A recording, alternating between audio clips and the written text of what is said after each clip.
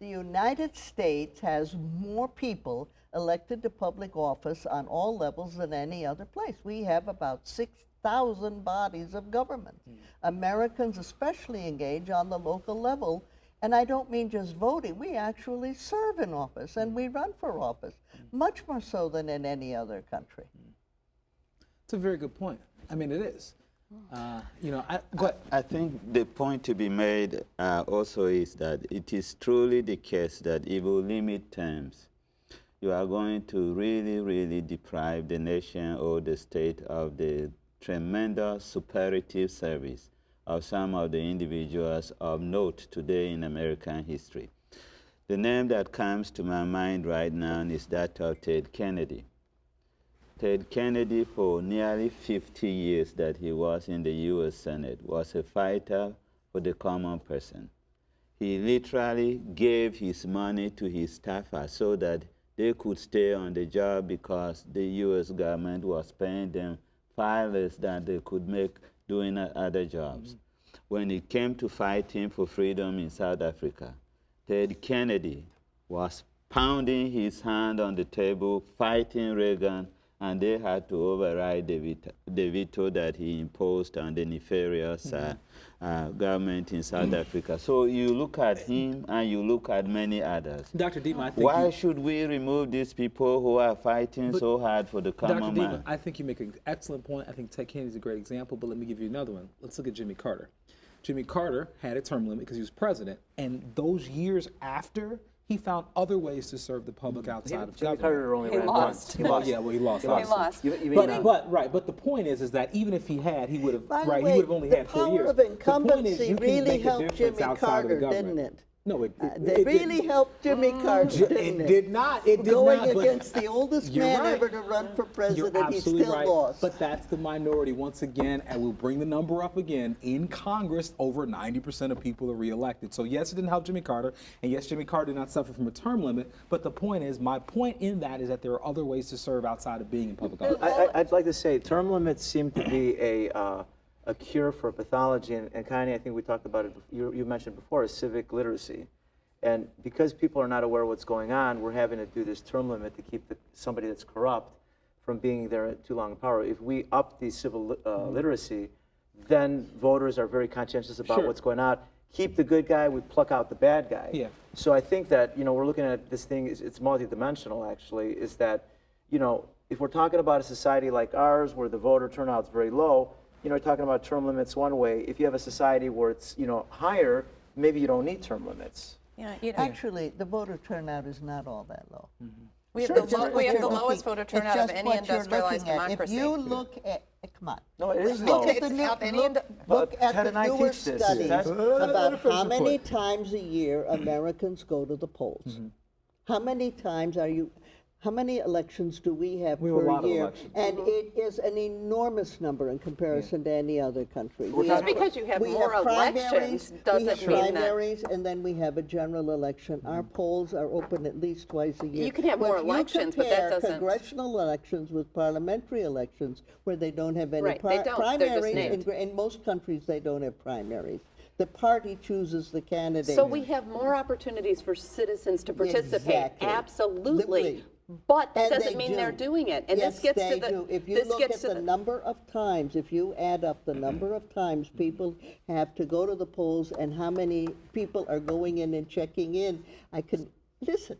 I started checking this out with you political scientists once, where I said, I go to the polls a lot of the time, and they start saying, yeah, the new political science theories, we started looking at all of this, not just the old one of how many people go during the congressional elections. Right. We looked at all those local elections they're voting for. And when you start and looking our at all whole the average local is elections, it's 40-something enormous. percent when you But take the you look- aggregate. But if you look, you see, you're looking at each one as if each one is. If you look at the whole of them, you If see you look an at the whole enormous of them, number. we're still not getting to 50%. But but- this gets to the central question of political science. Who gets what, when, and how? Mm-hmm. Who's included in this picture and who's not? Who participates, who doesn't participate? Low income, minorities, young people do not participate. And that is not good for And representative now- Increasing democracy. number of and now- rich people are not, and well-educated people are not participating. And you tell me why that is. And now you You have and I They're still teach them. participating in- We know. We know a lot of these people. Now, you tell me why that has been the most recent increase. Rich old white people are still Not participating rich at old higher white people. levels. Thank you, I'm a rich old white woman, and I resent that. The point is, I'd like to be one someday too. Well, I'm not a rich old white woman, but I do have something to say about that. now with the You better stay quiet, widespread, you get in trouble. now with the widespread voter ID requirement exact opposite. in states like No, it's not Ohio, like that. Pennsylvania, Florida, I don't know what that will do to the turnout and participation. Yeah. We should When we're looking at we the should voter be ID laws. expanding Look, Doctor, participation. a lot Exactly. of people with college degrees are now not voting, and they give us a simple reason: I really don't care. Actually, you know what? And it's an amazing statement when you hear that. I really don't care. I say, you don't care who it is. They say, I don't really care who the mayor is. I don't care what. I'm making my own little money. That's amazing. Which means they are satisfied with the lack system of that distinction brings and them difference money. there is between the two parties. So- and, Right. you So know, we have mandatory voting? I think we had a Well, show that's on not- that. we had a show on that. Force the guy to go the in implication, and push a button, implication or of no what button you if he have wants. just Hey, said. you the- see the- what happens in Greece. 20 to 30% of the Greeks refuse to vote as a wonderful, interesting objection to all of the political parties. That they say, come Italy will here. publish your name in the newspaper if that's you don't. probably If you part of don't the vote. reason They why don't people care. don't vote They in America. consider it a Yeah. badge But of let honor. me say this, and I'm actually going to give you guys, those who are against term limits, fuel for your argument on one hand, because I do want to bring this up. Who's against term limits? You are, Nick. Okay, because no, listen. I'm not when really, people purely, are corrupt, purely. even with term limits, they figure out ways to stay in office. Vladimir Putin is a great example of Right. this. Came back. Bloomberg. Well, I'm not saying Bloomberg is corrupt, but I'm saying that he found a way to stay in office. The George Wallace example you use. So term limits, once again, they don't stop those folks, but they, I think, just make it more difficult. Let me ask you this question. We talked about term limits.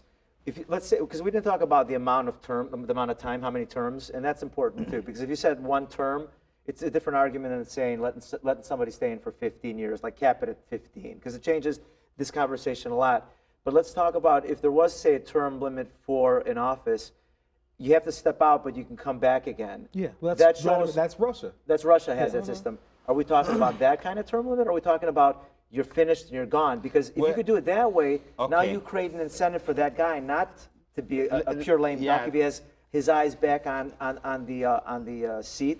And then second of all, I think that you're not going to get the number one the lame duck, and then second of all, you're going to create some stir. You know, if there's somebody that's been in there too long, another guy comes in for a little bit, he's not doing a better job, they call the other guy back, or they don't, whatever. Yeah, unfortunately, with the power of political parties. So we shouldn't be talking about you just know. term limits, just Yes, term limits. We should talk about what have, kind of term limit. Actually, we have all of those in the particularly judicial positions in the nation. Illinois? We have states that have term limits for their judges, 15 years, 18 years. In fact, some people have proposed an 18-year term limit.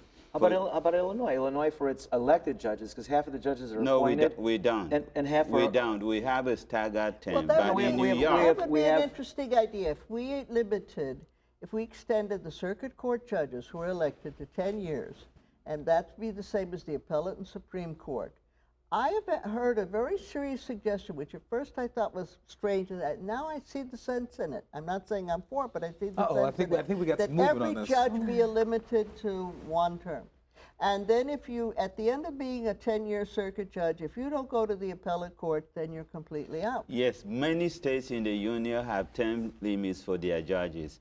When Alexander Hamilton wrote Federalist Paper number 78, he one of supported the them things also. one of the things he stated was that the judicial branch of the government is the least corrupt of all and least dangerous.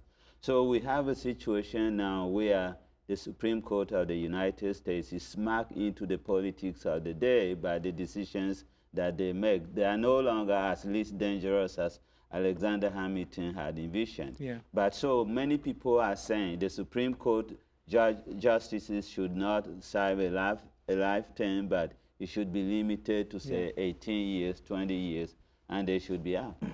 The average is actually about 20 years in the 20th century, you know, which is an interesting thing. It's a self-imposed thing. The question, of course, we talk about when you get to Jefferson, because he always comes up, is he advocated the election of local judges. You know, the Supreme Court, just as a little aside, is the only court in the land that you don't have to be an attorney. It's not a requirement. It's not a requirement. Doesn't that vary because by it state? is. No, Doesn't the it vary federal, by the state? U.S. Supreme It Court, doesn't- U.S. Supreme It doesn't Court. say so in the Well, folks, Constitution. I But the apologize. concept of a judge or justice, a justice at that time on that type of court. I apologize, included but we're, everything. we're but out you of don't time really need to again. be, So because you're more thank a you so much. policymaker. It's more philosophical at that Wonderful level. conversation. You're not dealing with Thank you very nitty-gritty. much.